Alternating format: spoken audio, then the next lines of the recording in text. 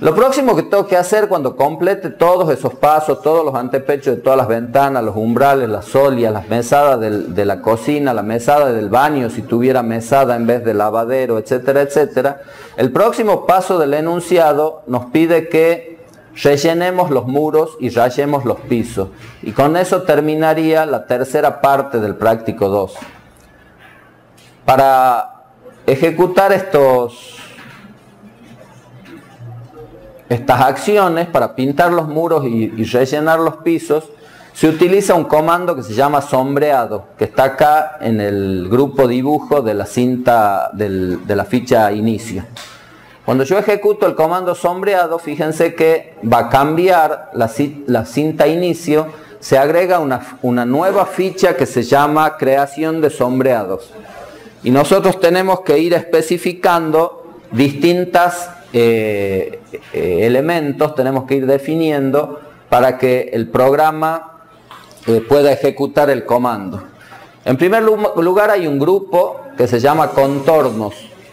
Ese grupo me va a permitir que yo especifique cuál es el área sobre el cual voy a rayar o voy a pintar una superficie. Para que el programa pueda rayar o pintar una superficie, hace falta que se cumpla un requisito, y que es que el área seleccionada sea un área cerrada.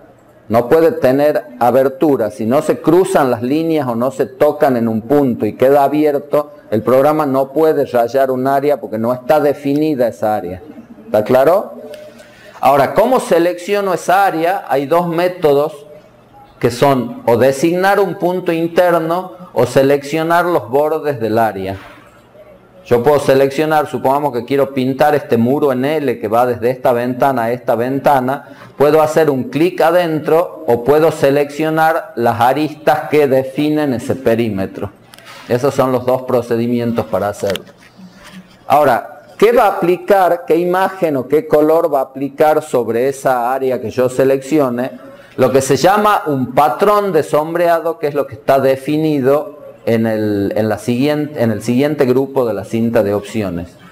Entonces, si yo quiero definir alguno de los patrones predefinidos de AutoCAD, puedo desplegar el listado y selecciono cuál necesito utilizar.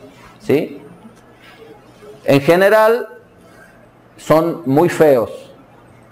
Entonces, personalmente no uso ninguno. Solo utilizo dos. O un patrón sólido que pinta una superficie, o un patrón definido por el usuario que me permite especificar qué separación quiero que haya entre las líneas de rayado.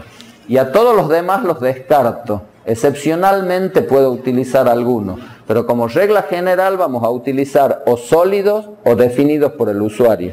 ¿Sí? Además les va a pasar, cuando se empiecen a entusiasmar con eso y cuelguen sus proyectos de taller, lo primero que va a hacer el docente de taller es pedirle que no utilicen esos hatches tan espantosos. Así que les voy ahorrando un paso para cuando hagan sus entregas con AutoCAD. Entonces, supongamos que yo quiero pintar el muro, podría rayarlo también, pero quiero pintarlo, puedo elegir el patrón sólido.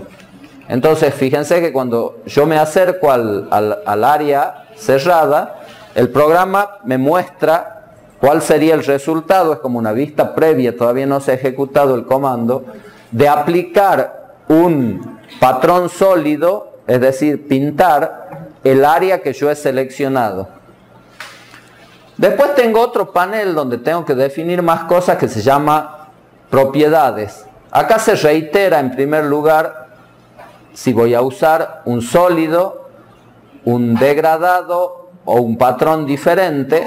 Dejo seleccionado sólido, por ejemplo. Y si despliego el listado de propiedades, fíjense que acá hay una opción muy buena que me permite definir en qué capa voy a aplicar ese sombreado. Y en forma predeterminada me ofrece la capa actual, o sea, la capa en la que yo estoy situado.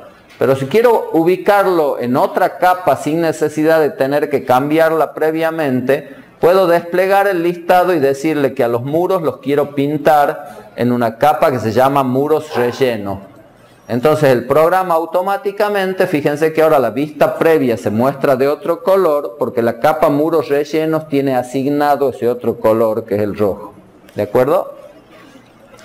En el caso que esté trabajando con sólidos, no necesito configurar las otras opciones, excepto quizá la transparencia, si quiero que se vea a través del sólido. Y la única que podría querer modificar en este caso es esta opción de hacerlo asociativo o no al sombreado. Fíjense que está seteado asociativo. Y yo pinto este muro, hago un clic adentro.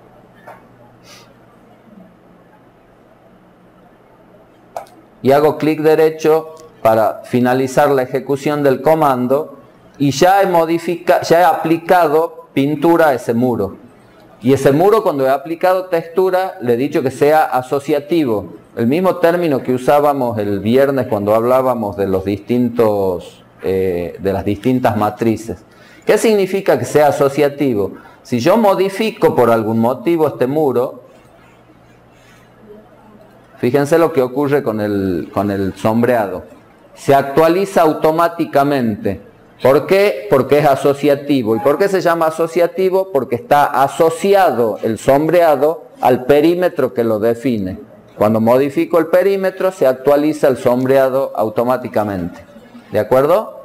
Vamos a volver atrás y lo vamos a hacer al sombreado de la misma manera, pero no asociativo. Vamos a hacer un sombreado sólido que se ubique en la capa muros relleno, pero no lo quiero asociativo.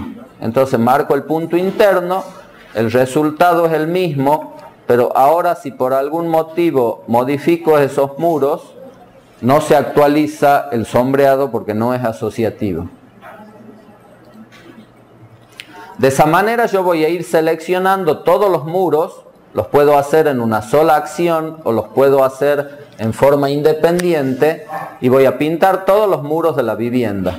Entonces le puedo decir que voy a hacer un sombreado, fíjense que quedan establecidas las mismas propiedades que yo ya he establecido anteriormente y puedo ir haciendo un clic con el mouse directamente dentro de los muros y los muros se van pintando. Cuando termino y selecciono ese sombreado, fíjense que se selecciona como un solo objeto. Si quisiera que sean objetos independientes, al momento de hacer el sombreado, le tendría que decir acá en opciones que quiero crear sombreados independientes. De esa manera, cada una de las áreas cerradas que yo haya seleccionado va a generar un objeto independiente de los demás. Si no coloco un tilde en crear sombreados independientes, todas las áreas van a conformar un único objeto, un único sombreado. ¿De acuerdo?